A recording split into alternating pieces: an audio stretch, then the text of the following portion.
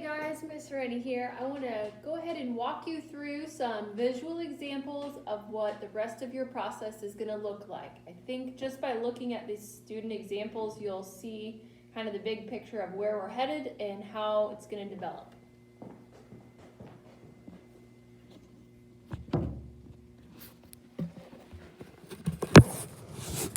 So at the current stage, you have developed what we call the silhouette. This is the line that separates yourself from the background. And after you've done that, you're supposed to submit that to me so that I can check your most foundational and basic shape. This will also give me an opportunity to reteach any techniques like grid within a grid that would help you to problem solve through tricky areas. Then what you have to do next is start finding the big shapes that are needed in order to move your image forward. For instance, your hairline or your mask line, maybe the clothing or the collar around your neck.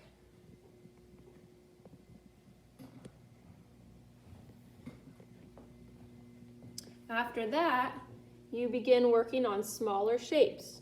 Where are the tonal values? Where are those different shades of gray? We need the boundaries and the borders between them. So we need to use grid within a grid, like this student did, in order to draw those accurately. Now remember, you have the benefit of using your iPad and dropping out the image layer at any given moment to look at your traced version of that line, which should make it a lot easier. And then finally, the next stage, which I want to go ahead and mention now because some of you may be getting close to it, is to do some shading. So before you do shading, notice that this student has erased the grid lines off her drawing.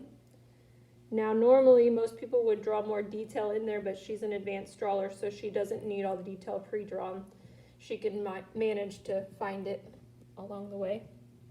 And you'll see that she's not only pressing harder and shading more thoroughly in the dark areas, but she's softly fading it over into the lighter areas based off of her image.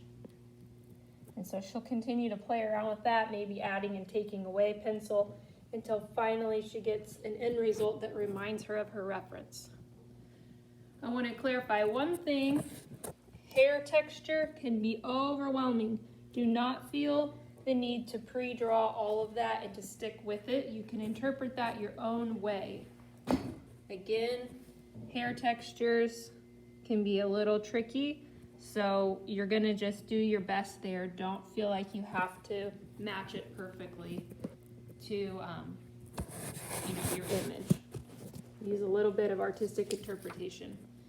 This student did a practice run of the shading. I just thought I would show you another version of how that turned out. So remember, your end result is going to look like a drawing. It's not going to look like inkjet printed paper. So when you start noticing that it's not perfectly smooth and it has little strokes of the hand, put into it where there's mark making or texture, just remember that's okay. That's part of the look of it, and we need to go ahead and embrace that.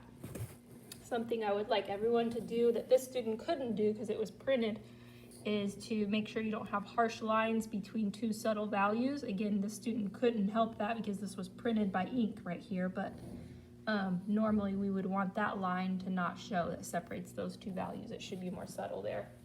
But otherwise, this is a great example of what it's going to look like when it's done. Anyway, guys, I hope that seeing all these examples kind of gives you an idea of where you're headed, and that hopefully you'll at least know where to begin if you have any questions. So now that you kind of know where you're headed, think ahead and ask the questions that you need to.